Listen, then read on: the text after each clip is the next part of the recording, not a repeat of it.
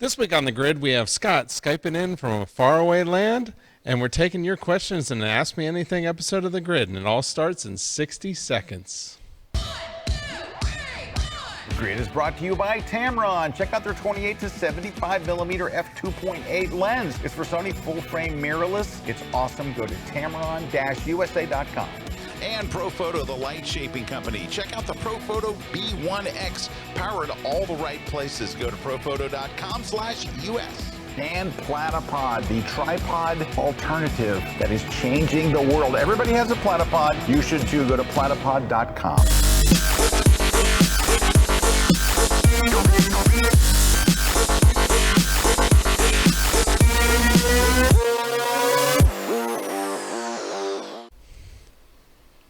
Well, hey, Grid Nation. Welcome to a, what are we going to call this? A this would be a continent to continent episode of the Grid. We have Scott Skyping in. I think he's on the line all the way from Europe, I believe. Right? Well, I'm in Belfast, Northern Ireland right now. All right, there you go. Well, I think that's considered Europe-ish. Yeah. I'm on a cruise ship, so I joined the cruise ship here. A friend of mine invited me as a guest, and my brother Jeff with me. And we are docked in Belfast. And when we had the original idea, I thought it would be out shooting, but the schedule did not work out like that. So now I'm just shooting a restaurant on a cruise ship in Belfast. There you go. Well, I can see you now. I was having problems there seeing you. I just heard you, but now I see you. So there you go. Yeah, I'm here. There you go. But you looks like you're in a very fancy place there. Nice ceiling. Yes, we're in a fancy. We're actually in a place called Freddy's Deli on this ship, and it's an Sweet. Awesome ship. Incredible. Sweet. And we're having lots of fun, and we just had some incredible pizza. And thank you.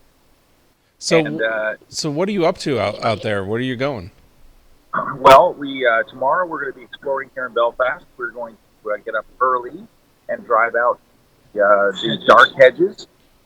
So made famous by Game of Thrones, but it's a place I've wanted to shoot for many years. Then we're going to go to the Giant's Causeway, which is another very famous place to shoot in Northern Ireland. You've probably seen it before. It's got these almost look like steps, like what would you say, like hexagonal kind of?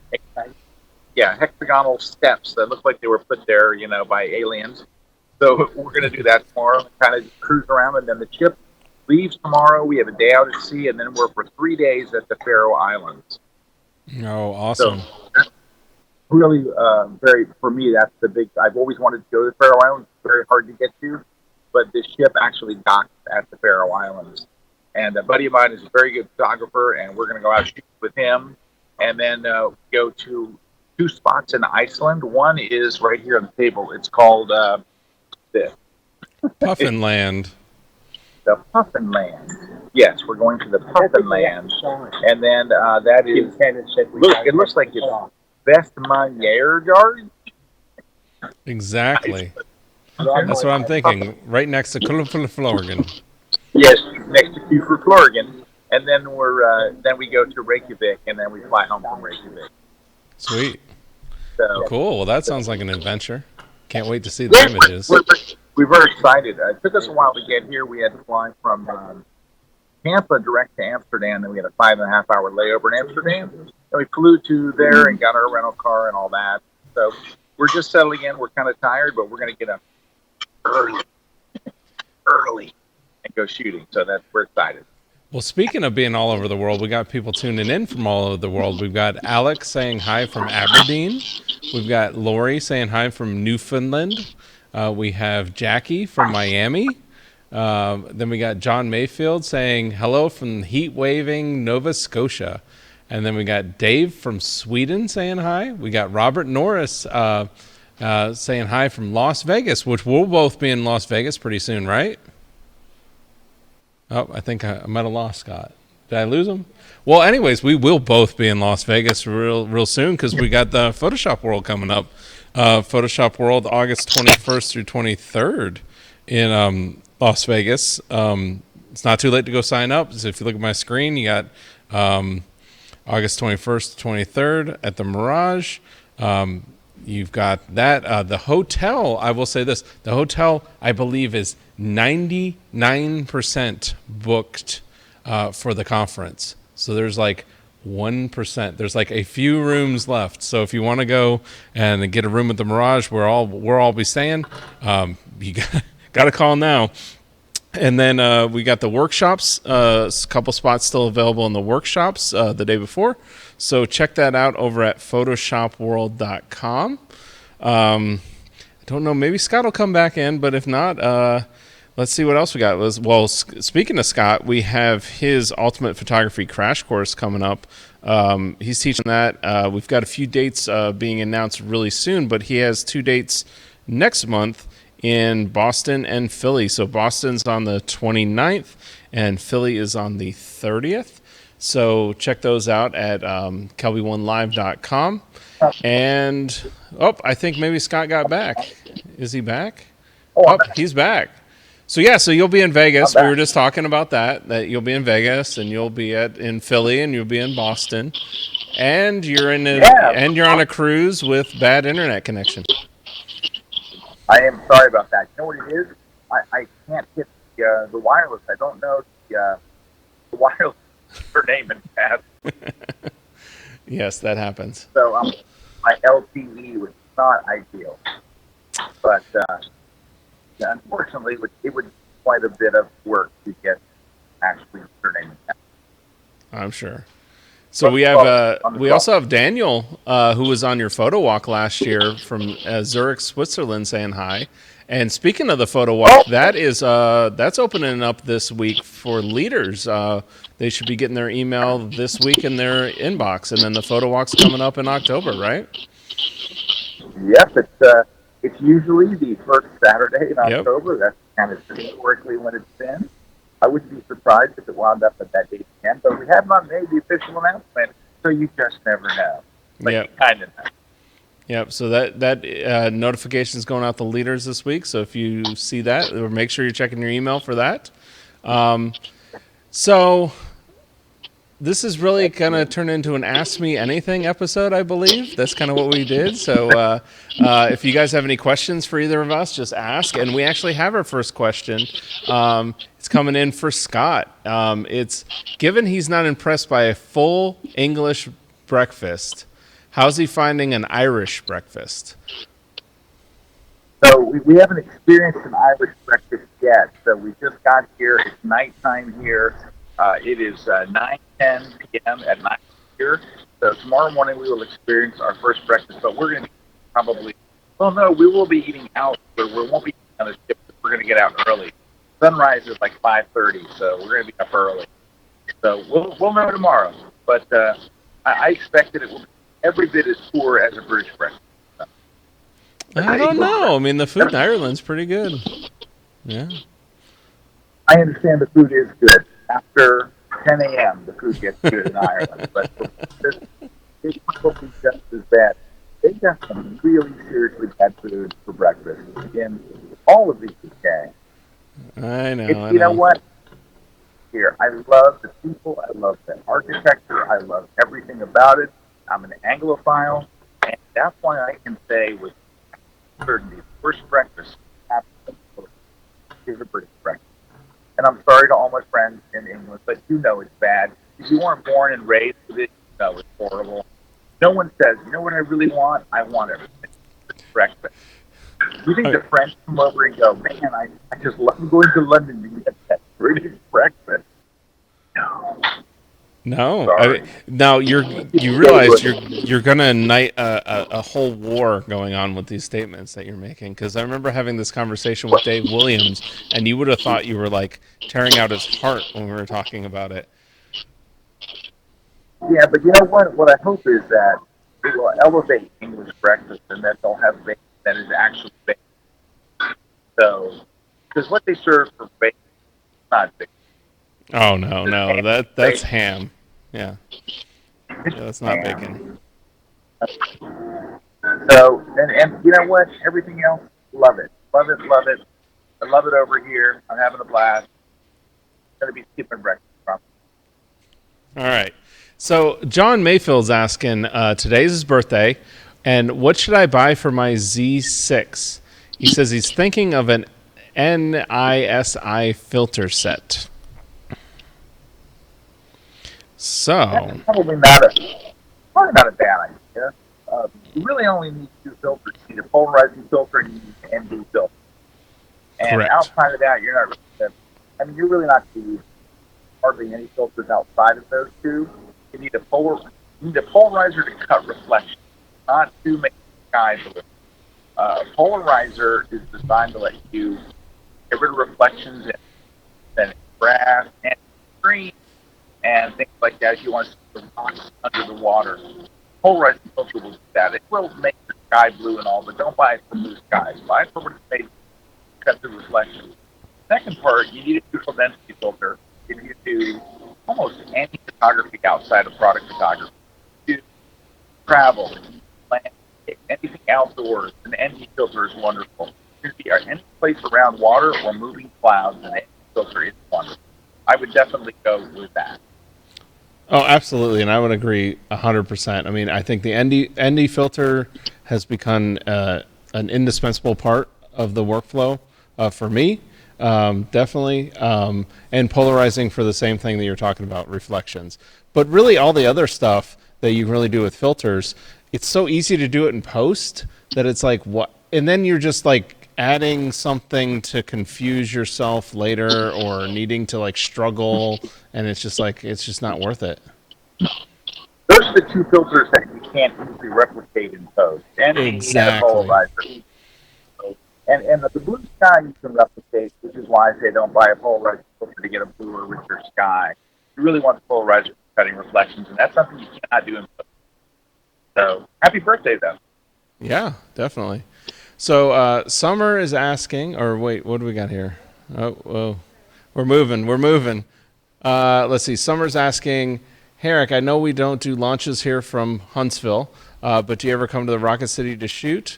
The space and Rocket Center. You know, honestly, I've never been there, but I've seen stuff from there. You know, it's obviously an awesome place, awesome things to shoot.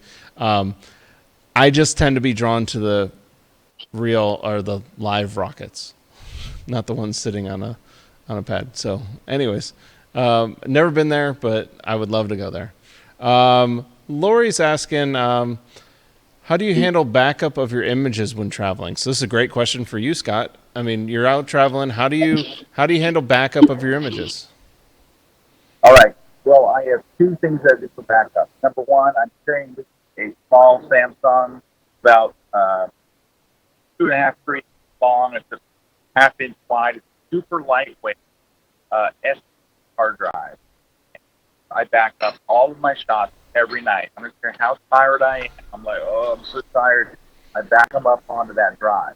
So then I have the original cards, the original images on my card. Now I have my first backup on my hard drive. And if I go through and I make, like, so here are the 30 photos or 40 photos I like from this day, I upload those to Dropbox. So that way, if anything happened, my gear got stolen, my hard drive went bad, and my memory card got accidentally erased, I would still have at least the shots I like the best backed up in the cloud. So that's my three-way backup for travel. Yeah, and again, echo that same thing. I mean, I have a SanDisk little SSD drive, just like I think probably very similar to what you have. Did you say you have a Samsung one? Yeah, you're the one that turned me on to it. That's where I got it. Yep. So yeah, just a little SSD drive. Upload to that, and then I'll do the same thing with the backup. A lot of times I'll just, mattering on where I am, if I can let it run overnight and it doesn't cost anything, I'll upload it straight like you said. I'll upload it to my Amazon Drive. If not, I'll at least get like the key photos like you said. You just don't want to be without those key photos. So Brian's asking you, is Scott on the World? I guess the type of ship you're on? Yes. That's how did you know that I was on the World? That's what I want to know. I think he's probably looking at. While you talked about where you were eating, you were talking about where you're eating, which usually with me, if you talk about a place that you've been eating, I can usually immediately go to a place. Or he's looking at that ceiling, going, "Oh, I remember that ceiling." Yeah. No, it's a fabulous ship. pretty incredible. And we were eating one of these very casual restaurants, and the dinner was. So, question for Scott: are you going to do any astrophotography on this trip? Which they are right. Conditions should be good unless it's cloudy, because you are in the right moon phase right now. However, where we're going to be, for example, in Faroe Islands, the sun never really goes down. It only This goes is true. to about 5 on the horizon. It's never going to get very dark. It's always going to be kind of dusty. So I don't think, while the conditions may be right, I don't think we're here at the right time to prepare for astrophotography. Correct. Yeah, it's just not going to get. It's not really going to. It probably will at a certain time get dark enough, but it won't be dark enough too long or that long. It's not perfect conditions. It's perfect conditions in the same sense of the moon phase, but that's about it. Photofilms. If I only knew how to use photofilms. If only there was a course. I know, right? Somewhere out. It's funny because the Cheeky Nando's asking, what's the name of your new class on Kelby 1? So the new class is on photopills. So it's about all the stuff with photopills. It's demystifying photopills. So it's a class where a lot of people have been asking about. I use photopills. I know Scott uses it. I know a bunch of people use it. I use it, I'd say, in at least 90% of what I shoot. And it's a great app for seeing all this stuff, where the sun's going to be, where the moon's going to be, where the Milky Way is going to be, what those conditions are, and all the calculators. We go through that whole thing in the class. It's up on Kelby 1, just came out last week. So, yeah. Yeah, I learned stuff out of it. I learned stuff out of you. You did a tip, just a tip from that class, something I didn't know. I'm like, I don't know that much about photopills. You know, it's someone really knows it. And they utilize 5% of the program. So, great class, Eric. Well done. Oh, thanks. I have an unhealthy obsession with photopills. It's kind of sick. Anyways, but hey, we got to take a break right now. When we come back, we're going to be taking your questions, more of your questions. So anything you want to ask us, just ask us anything. We're standing by to answer your questions. We'll see you guys in just a few minutes.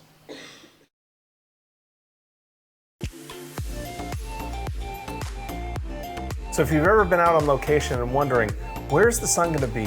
Where's the moon going to be? Where's the Milky Way going to intersect? This is where we can plan, and we can go in specifically and look at dates and exact locations and get you into the best scenario to get the shot you want. We're really going to dive into how to use a tool like photopills to really design where that light's going to fall on your subject, how that light's going to be in the environment around you, and then getting into how to calculate in the right exposures for capturing star trails or capturing star points, getting into the nitty-gritty of everything you need to do to master how to harness the power of the sun and the moon and the Milky Way illuminating your scene. So join me, Erik Kuna, at Kelby1.com, where we teach you about photopills and how to harness the power of light.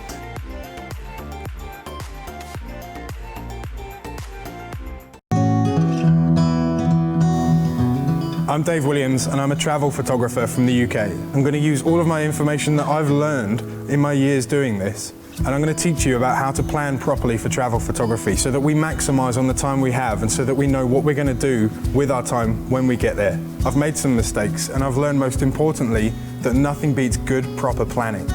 I'm going to teach you what gear we need to take, why we need to take it. We're going to identify gaps in the market and figure out what's on trend so that we know what we're going to shoot when we get there, how we're going to shoot it, and what angle we're going to go from so that our photos stand out from the crowd. And I'm also going to teach you what makes a photo special and how we can achieve that. So if you want to learn all this and you want to learn some inside tips from me, from my experience in planning for travel photography, join me in my brand new class on Kelby1.com.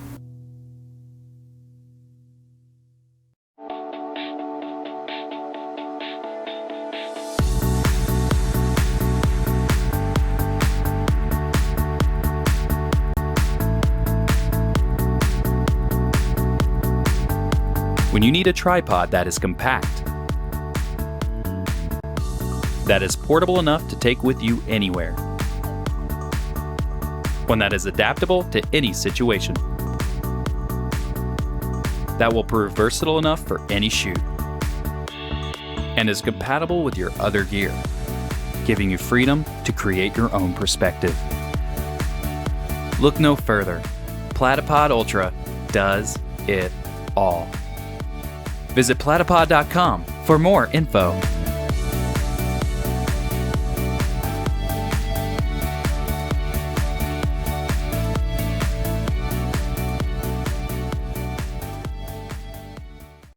This segment of The Grid is brought to you by B&H Photo, the professional source since 1973. All right, guys, we're back, and I believe Scott. Oh, you know what? I got Scott not in my ear anymore. Came out. I believe Scott's still here. Let's see. Hey, Scott, you still here? I'm still here, and Hey. we're getting the wireless password. So hopefully my feed will be better shortly. Well, it looks better now, so let's see how it goes. But and I know you're probably you might lose connection. If you lose connection, we'll just keep on going with the questions. So just keep them rattling in. My battery will probably before the wireless comes back. Yeah. So question from Dave R here. It's here's a question for waterfall pictures. So do you use an ND filter or just a low ISO, an f/22, and a polarizer? So I try to use an ND filter. You're going to get better. It's going to look better with an ND filter. If you can use an ND filter, you can really get that super crazy, mega, super silky. Oh, there's my bro. Oh, there's Jeff. Yep. You Hey, can get Jeff. that super silky. Erik says hi. Hey, Erik. Hey. So you can get that super silky water. With f/22 and a polarizer, you might get 2 or 3 seconds. Mm-hmm. But with a 10-stop ND, you can get 18 seconds, 30 seconds, and you're going to, because it's. I would only use the f/22 if I didn't have an ND. Like, oh, I forgot my ND. I left it in the trunk of the car. Then you're like, okay, I'll do that. Yeah, because f/22 too. F/22 is not like a great f-stop to be shooting at. No. Yeah, it's not. It's actually it's great in that it covers a great depth. You have a tremendous amount of depth. Mm-hmm. So that's good. But it's not the sharpest f-stop that your lens will have. Right. Your sharpest f-stop will more likely be somewhere between 8 and 10, maybe 11. I like 11. 11's mine too. Yeah, 11's where I sit between 8 and 11 with landscape and rockets, both. Yep. It's 8 and 11. You're going to have lots of depth of field. So yeah. Either one of those. Yeah, because everybody always asks me, like, how do I get sharp shots of even the rockets? I'm like, I'm not shooting at f/20 or something like that. So. Hey, if you will answer a question, Erik, without me being on screen, I will attempt to connect my actual wireless now that I have the username and password. All right, we'll do. So let's do this. I got a perfect question because I know the answer to this one. So Cheeky Nando's asking, question for Erik or Scott. Are we going to have a community lounge at Photoshop World like last year? Yes, Cheeky, of course we will. We had one in Orlando. People love it. We're having one in Vegas as well. It's right there in the central hub of the conference. What's really cool about where we're having the conference in the Mirage is everything is really centrally located, very similar to how we have it in Orlando. So, Cheeky, I know you've been to Orlando, so it's going to be very similar to that. In fact, I would say that I even think the where you stay in the Mirage and where the conference center is a little closer in the Mirage than it is over there. So, than in Orlando. So, definitely something we're going to be doing. So, let's see. What lens would Susan's asking? What lens would you recommend for wide angle shots? I got to tell you, and I think Scott would probably say the same thing. The Tamron. I love the Tamron 15 to 30 f2.8. It's a great lens, especially for the price. Of course, there's a bunch of other lenses in there. There's the 14 prime for Canon. If you have like a Canon, same thing. Nikon has similar. You have those lenses, but I really love the Tamron.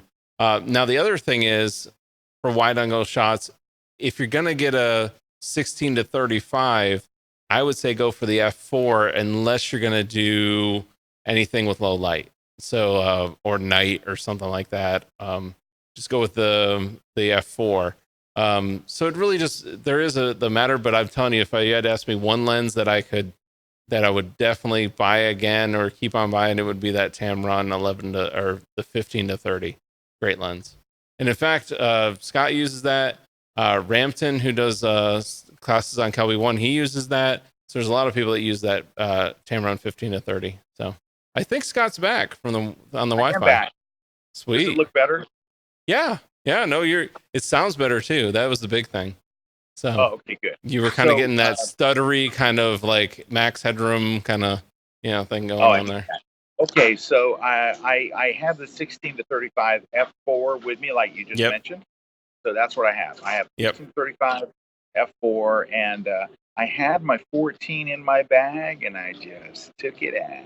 Yeah. So 16 to 35 is a great one. Hey, that Canon announced, and I wrote about it on my blog on Monday. 15 to 35. For the mirrorless, and so when that comes out, of course, I'm going to pick that up. Yes, that's the dream. That's a dream right there. The 15 to 35, extra millimeter. And you know what? The lenses that Canon has been making for mirrorless have been absolutely deadly sharp. Money. Yes. People that were critical about, oh well, the camera doesn't have this or the camera doesn't have that, said, yeah, but the lenses are crazy. So I think there's pretty universal love for the lenses. So I'm going to imagine that camera is going to be that lens, is going to be very, very sharp. So I'm looking forward to the 15 to 35. Hopefully that will be my new go-to wide angle lens. Those are lenses. Yeah, they are super sharp. So super sharp. All right. So Jeffrey's asking, if you just had one ND filter, which one would you want in your bag? 10 stop. 10 stop. 10 stop. Yeah. 10 stop. That's the one. It. That is. Otherwise you could just use a polarizer if you want a stop or two. But yeah, 10 stop is the magic number. So yeah, like a 10 tends to grow. It's where you can get your shutter speed low enough to where you can get all that silkiness, right? Yeah. It's like once you get up to 10, and then if you get too much farther, if you get up into like 15 stops, you got to leave your lens open so long that it's just like you're just waiting around all day for it to clamp down. So right. Hey, if you want a deal on one, the one that I use is from a company called Haida. Haida. I think you use the same ones, Eric. Yeah, I use the Haida too. You use the screw-on. I have the glass ones. Right, I have both. I have the screw-on and the glass. I started with the glass and went down to the screw-on because I'm mostly doing travel. But it is $69, I think, at B&H. That's like for a quality. It is. That's the thing about it. It's thin, it's light, but it's quality. The color rendition of it is tremendous. $69. How do you beat that? Yep. Nothing. $69 for photography. Everything costs so much. $69 is like, I dropped $69 on the floor. Oh, look, I'll buy an ND. It's like that's a great price. Well, and the nice thing about the Haida I really love is that it does not have that color shift. So many of my ND filters growing up, they'd always shift my colors so much, and I feel like the Haida is the first one that I feel very confident in the colors being very close to what they were. So no color shift. It's why so many people convert their ND shots to black and white because the color doesn't look good. Now, the one when I'm talking about the 10 stop for $69, it is for a 77 millimeter, which is the size of both my 70-200 and my it's that one right on the top there, 77 millimeter. It's actually $62 on B&H right now. All right, 62, even better. So that's there you go. That's like, and that's the money right there. And it will it won't shift your colors. It's crazy. So, well, Eric, I'm down to 10% battery, so I just want to give you a heads up. All right. I will not give you for long. All right. Let's see what else we got. So Jerry was just asking, when you say low light, at what level are you referring to, Eric?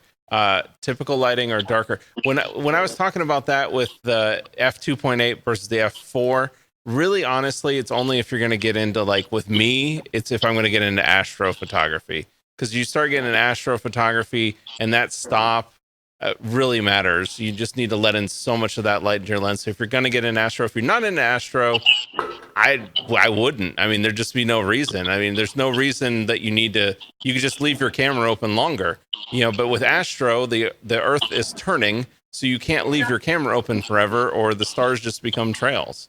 So that's the only reason that I'd be down at a 2.8.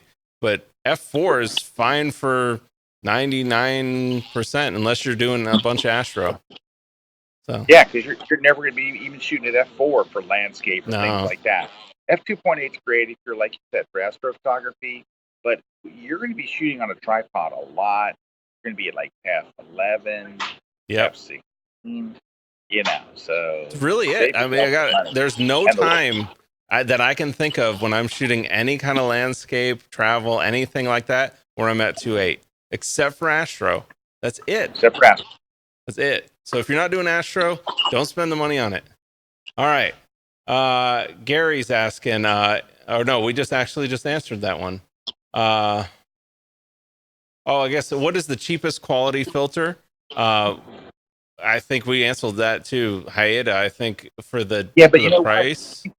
Think about this. You don't want to put a crappy piece of glass in front of your lens, right?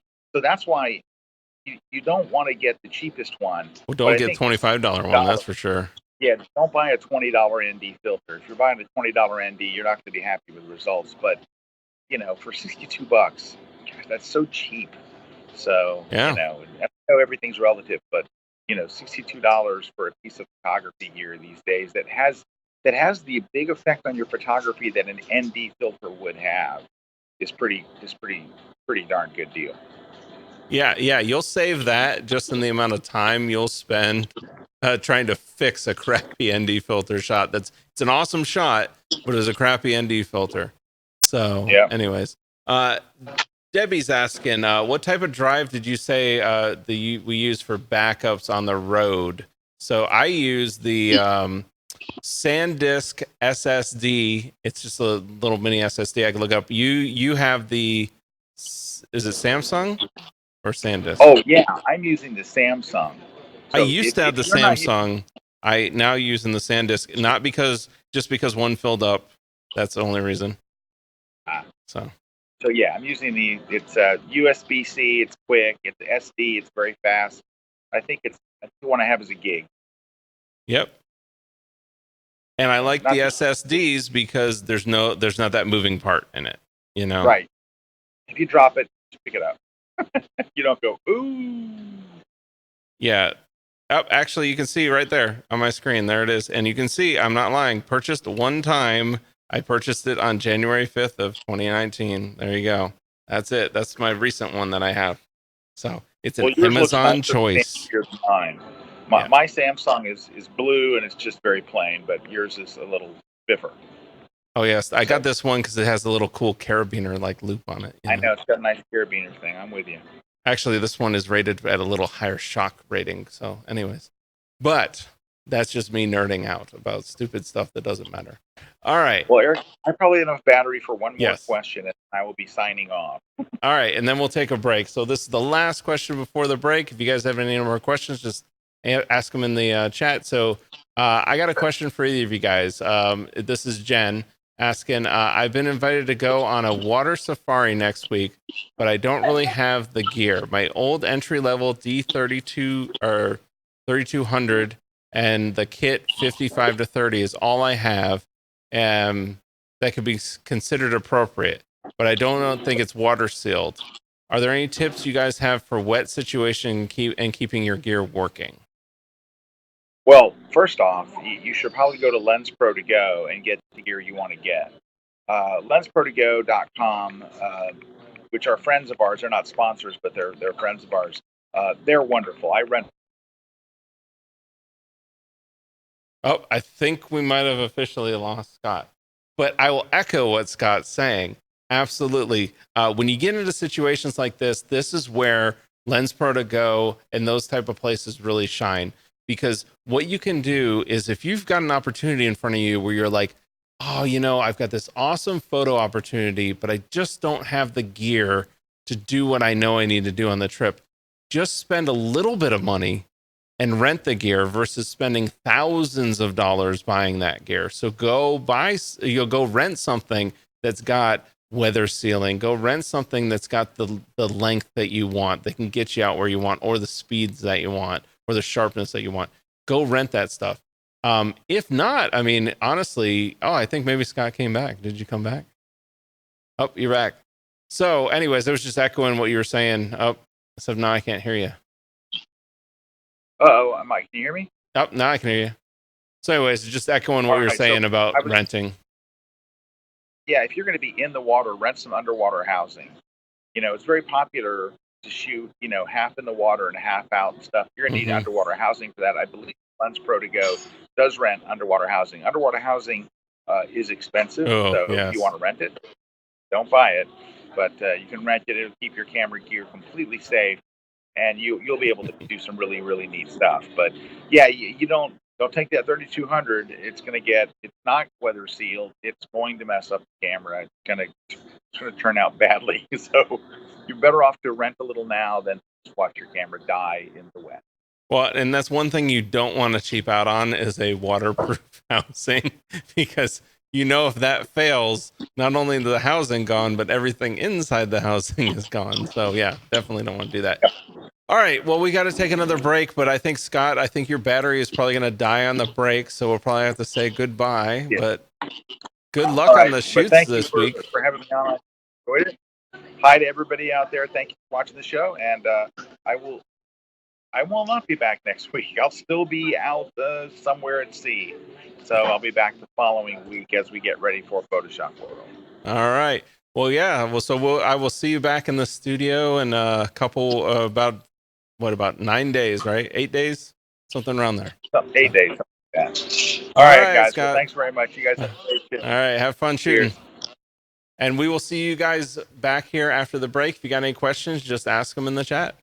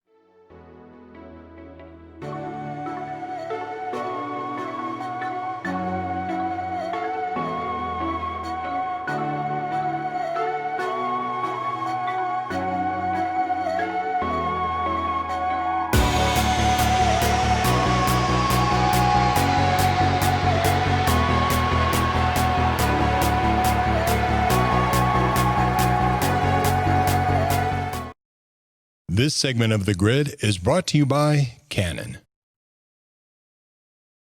Make sure you don't miss any episodes of The Grid by subscribing to Apple's podcast app or iTunes. It's free, and we even have a special audio-only version too. So sign up today.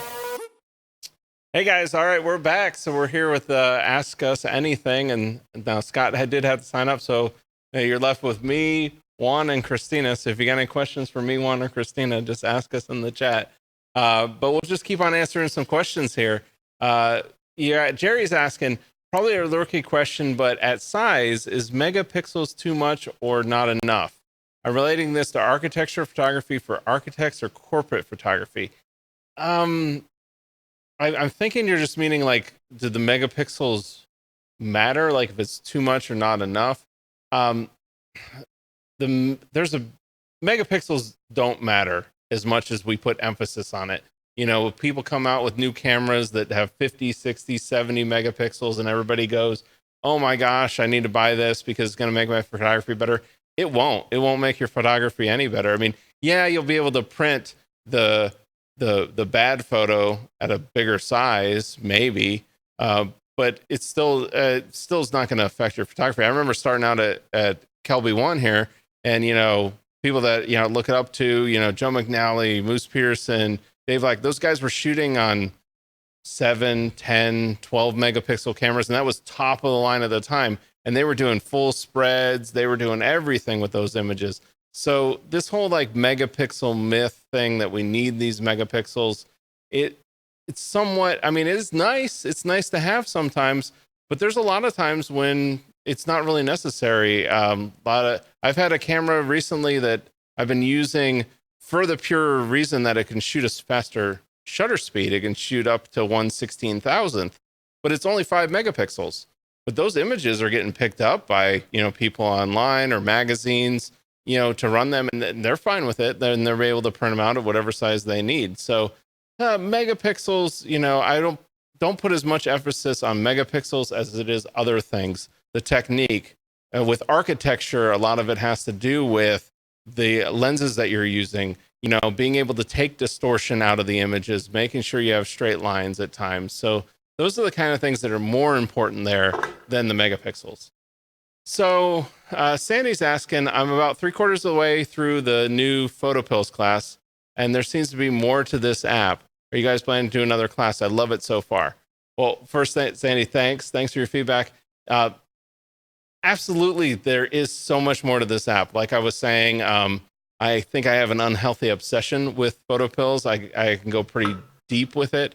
Really, the class was designed to get people up to speed who are starting out with the app, or maybe installed the app but just haven't been using it. There's definitely something we can go farther with. If that is something you want to go farther with, that's a perfect thing to jump into the community, talk about, give feedback. The only reason we did the class is from just undeniable feedback from the community where people are going, we just want to know more. We just want to know how to use it. So yeah, just jump in the community. Let us know your feedback. Let us know what you'd want what the class with more that you'd want would be about. You know, what do you want to dive deeper into? Because yeah, that's definitely an app that has become an invaluable tool. So Rory's asking, will you bring your new class to Southern California? I believe you're talking about Scott's seminar, and we are releasing dates all the time. I believe, well, just recently, I think probably in the next week, we'll have about 3 or 4 locations. I believe one of them is in the Southwest. I'm not sure if it's in California yet, but I'm sure there will be one that makes it out to California. So Jen's asking again, oh darn, I forgot to ask another question on the water safari. My kit lens for the old D3200 are all f4.5. Are any of you guys have any tips for steadying a long lens at that f-stop, or should I just go ISO mad? Yes. Well, there's a couple things. One, definitely get at your lowest f-stop, and definitely let your ISO ride up a little bit with that stuff. You want with that stuff to be able to freeze action or freeze motion rather than letting it be a blurry image. The other thing for steadying a long lens is really just, a lot of hand holding techniques, keeping your body in, making a tripod almost with your body, pushing the lens, pushing the camera against your body, kind of make it an extension of you, really having intention with that movement. That really can help if you're just kind of flaring it around. The other thing is if you're able to secure it with like even a brace or a monopod or stuff like that, that really helps. But just camera holding techniques, being able to hold that, keep your arms in, keep your, just don't have it like out here, have it like connected to your body. Those kind of things can really help. So, let's see, a question. I'm not sure. Is that a continuation? Okay. Did Erik work behind the scenes back in the day? Hey, that's Christina. Hey, did Erik work behind the scenes back in the day? I have memories of Scott's live classes mentioning Erik. Yeah, I've been working with Scott forever. I mean, well, not forever, but almost 12 years. So we've been working since the beginning of Kelby training back in the day.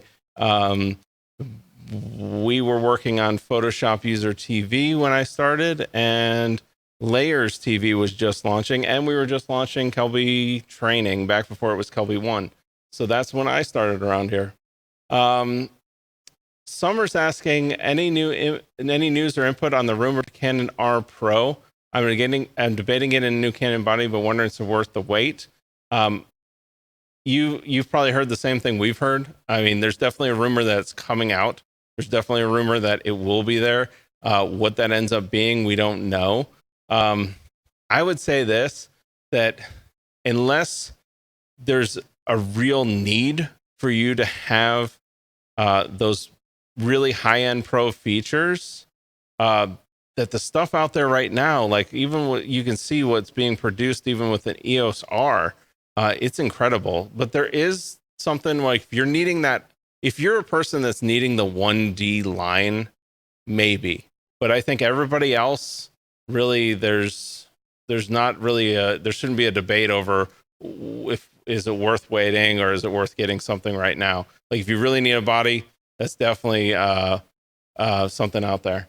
So, and then Dark Request is asking a great question over in the control room. He's asking, why is Sony the best camera out there? And, I guess my answer to Dark Request is, well, it's probably because you own it. So I think the best camera usually is to each person is what their camera is, the camera manufacturer, camera brand that they own. I mean, that's how we are. So, that's unfortunate. That's just how it works. Sony cameras are great. Canon cameras are great. Nikon cameras are great. I think that they all take great images. So, Janet's asking, what's the best ball head for use with the Platypod? With me, I use an Oben ball head. Let me see. Let me bring it up. B&H Oben. I like the Oben because it's not that tall of a ball head. This one right here. So this is the one I have on mine, the BE 117. It's not that tall of a ball head, and it supports a lot of weight. So I can put pretty much any lens and body combination I want on it. Because if I want to use a Platypod, I kind of still want it low to the ground. It kind of defeats the purpose if my ball head's so high. So I use that one. But really, honestly, anything that's going to support the weight of what you're putting on it should work great for you. So that's just the one that I use. I know that, other people use, there's tons of other things that people can use. So, hey, we got to take a quick break.